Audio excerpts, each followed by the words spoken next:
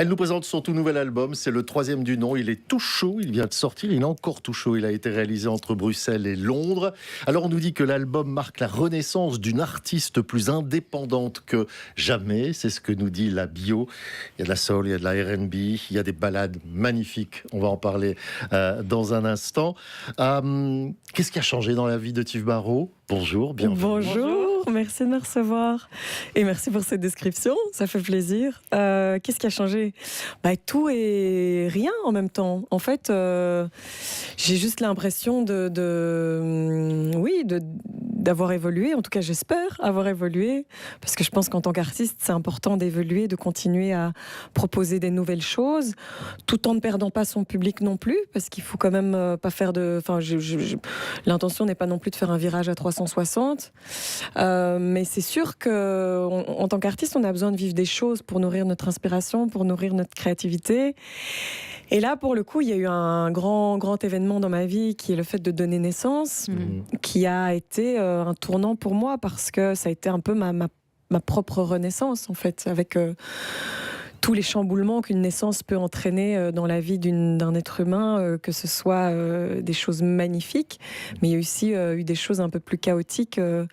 Et voilà, c'est de ça dont cet album Dream parle, puisqu'il y a eu du dream, il y a eu beaucoup de dream, et il y a eu aussi du drama en tant que bonne drama queen que je suis. Et c'est ça que je raconte là-dedans. Mais c'est vrai qu'il y a plein de sujets que vous abordez, et vous parlez justement de votre maternité. Il y a une chanson que j'ai adorée. En fait, Manu, quand il l'a écouté, on l'a écouté à des moments différents. Moi, je l'avais écouté avant lui et on a eu tous les deux la même réaction. C'est le seul duo, d'ailleurs, que vous avez sur l'album. C'est avec votre enfant, Miracle. C'est une chanson fabuleuse. Ça vous a apporté quoi, en tant que mère, d'écrire cette chanson ? En fait, elle n'avait pas vocation à se retrouver sur l'album. À la base, c'était dans toute cette phase de studio. Je suis arrivée un matin et j'avais envie j'étais enceinte, j'avais envie d'écrire une déclaration d'amour à mon futur fils, comme un cadeau que je pourrais lui offrir après la naissance. Et en fait, mon homme m'a dit « Mais Tiff, elle doit se trouver sur l'album. Ça fait tellement partie de ton histoire, de ces 2 ans. » Et donc finalement, je me suis laissée convaincre en me disant qu'évidemment, ça faisait du sens. Et puis, en fait, une façon merveilleuse de boucler la boucle, parce que dans la voiture, quand je lui mettais la maquette, il n'arrêtait pas de me répéter la musique de maman et Bibou, la musique de maman et Bibou. Et en fait, j'ai enregistré cette voix et je me suis dit, voilà, ce sera mon plus beau duo de l'album et ce sera celui qui fera le plus de sens. Et c'est une façon de boucler cette boucle. Et j'ai reçu tellement de messages de mamans après l'avoir partagé, et pas que de mamans, de femmes qui essayent d'être enceintes, de femmes qui n'ont pas su être enceintes ou qui n'ont pas su avoir d'enfants, ou qui ont l'espoir d'eux, et ça m'a foutu des frissons, et je me suis dit, en fait, heureusement qu'elle y était. Ouais. Après, je tiens quand même à préciser que tout ne tourne pas autour de la maternité, de la parentalité, etc. Dans cet album, il y a, en fait, véritablement, il n'y a que 2 chansons. Oui. Mais c'était important pour moi d'aborder plein de sujets assez personnels qui se sont passés pendant ces 2 ans, d'autres ordres aussi, dans lesquels les gens vont pouvoir se retrouver, même s'ils ne sont pas parents, je les rassure. Non, bien sûr, mais justement, vous avez des morceaux engagés, hein. Vous parlez de l'affirmation de soi, de féminisme. Pour vous, c'était important de porter ces messages-là ? Oui, évidemment, ce sont des sujets par lesquels je suis passée par plein de questionnements pendant ces 2 ans. Il faut dire que moi, j'ai toujours été un enfant et une fille et une femme assez, je ne sais pas si c'est le bon mot, mais plutôt docile, parce que toujours l'envie de bien faire, probablement lié un peu à un manque d'amour-propre qui fait qu'en fait, on va chercher la validation dans le regard des autres. Et c'est peut-être aussi un peu pour ça que j'ai commencé à faire ce métier, pour les mauvaises raisons, c'est-à-dire aller chercher la validation dans les yeux du public. Et donc, forcément, quand je suis devenue maman, il y a eu toute une remise en question sur mes valeurs intrinsèques, sur ma propre enfance aussi, mon adolescence, savoir par quoi j'étais passée, ce que j'avais pu vivre, ce par quoi j'avais pas envie que mon enfant puisse passer. Et encore, heureusement, mon enfant est un garçon, donc ça m'enlève quand même quelques craintes, mais il y a eu des prises de conscience très fortes où ça a été des déclencheurs qui m'ont amené à ces chansons, à ces réflexions, à une forme d'émancipation, une forme de liberté, mais c'est aussi une liberté avec moi et moi-même, parce que je pense qu'il n'y a rien à faire. On choisit de se laisser imprégner par les injonctions, par les regards des autres, par ce qu'on attend de nous. Donc il y avait beaucoup de ça aussi. J'ai l'impression qu'il y a dans cet album, et peut-être que Manu me dira qu'il a ressenti autre chose, mais j'ai l'impression qu'effectivement il y a beaucoup d'intime. C'est un mélange en fait entre beaucoup d'intime et beaucoup aussi d'universel. En fait, tout le monde se sent un peu concerné. Je sais pas on s'y retrouve tous. Oui. En fait, on s'y retrouve tous. J'adore. Oh, ça me fait trop plaisir. Ah. Ça me fait plaisir parce que c'est vrai qu'on... C'est pour ça qu'on écrit des chansons. C'est toujours très difficile de les expliquer en interview après. J'ai pas envie de donner un mode d'emploi parce que j'ai besoin que les gens puissent interpréter les différentes chansons et les différents sujets à la lueur de leur propre histoire et se les approprier pour eux, en espérant qu'elles puissent leur faire du bien d'une manière ou d'une autre. Parce que même si il y a du très positif dans cet album, il y a aussi du drama.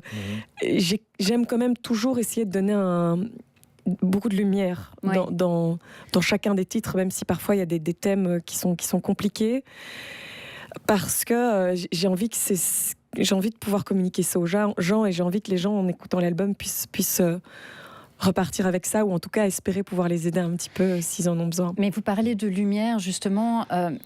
C'est un peu...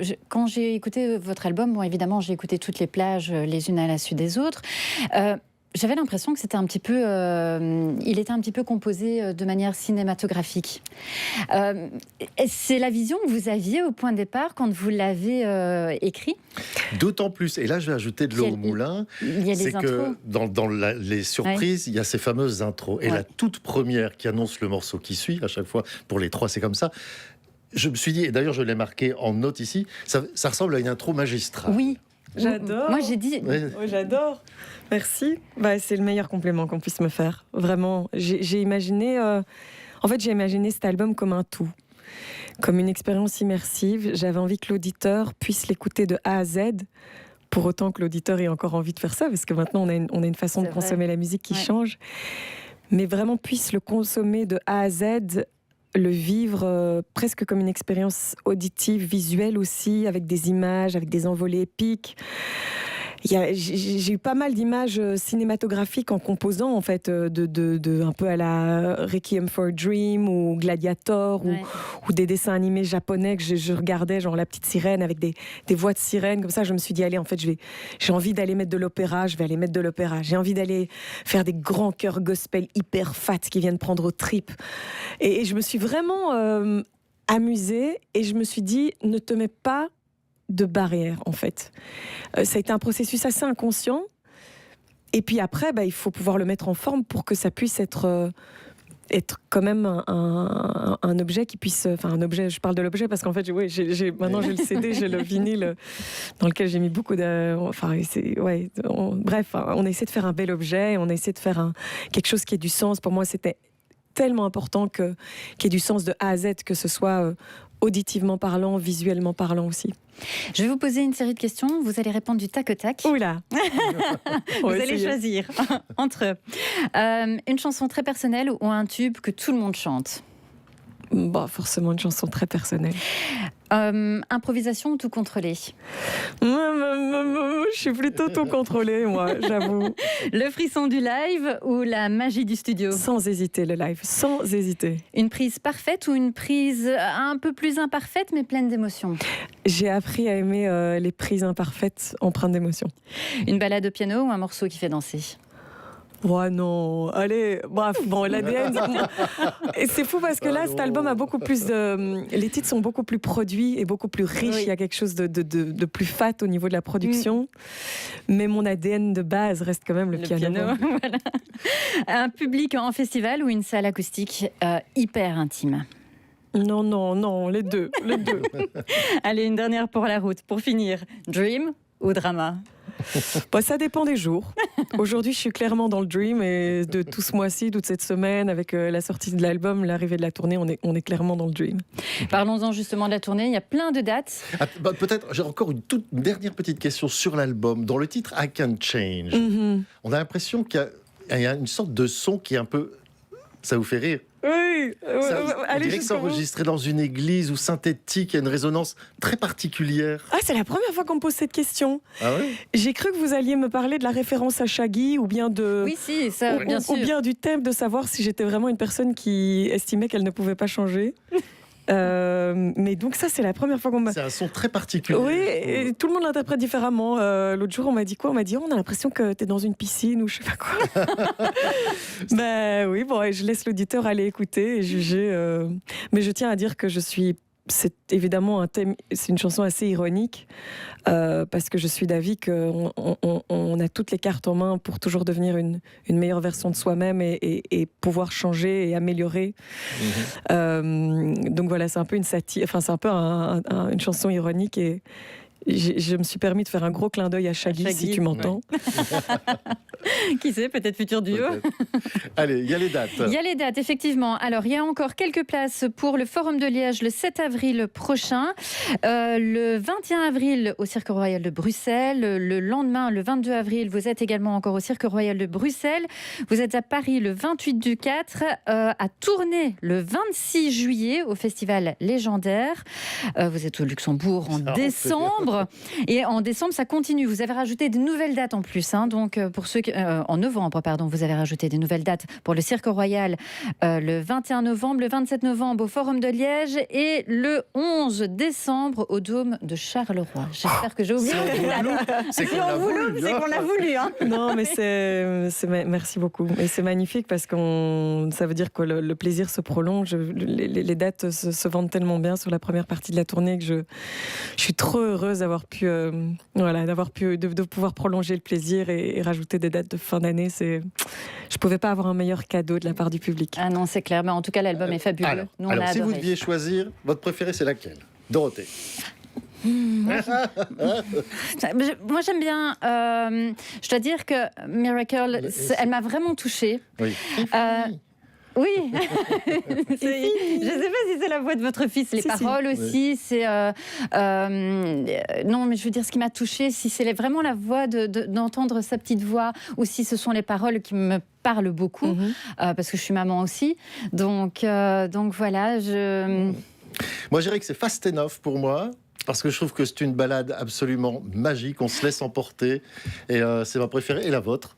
Oui. C'est dur Fast Enough, parce que Fast Enough, elle est arrivée très très rapidement. On était en studio, on parlait du deuil avec Ben, avec qui j'ai co-composé cette chanson entre autres. Et il me parlait voilà, d'un deuil dans sa famille, moi dans la mienne. Et en fait, cette chanson est arrivée très rapidement. Donc oui, c'est la balade qui la porte. C'est le côté drama de l'album. La mienne, moi, c'est tous les jours différents, évidemment. Hier, j'ai répondu I Can Change à un journaliste. Aujourd'hui, je répondrai After You. Ouais, celle-là aussi, j'aime beaucoup. Ouais.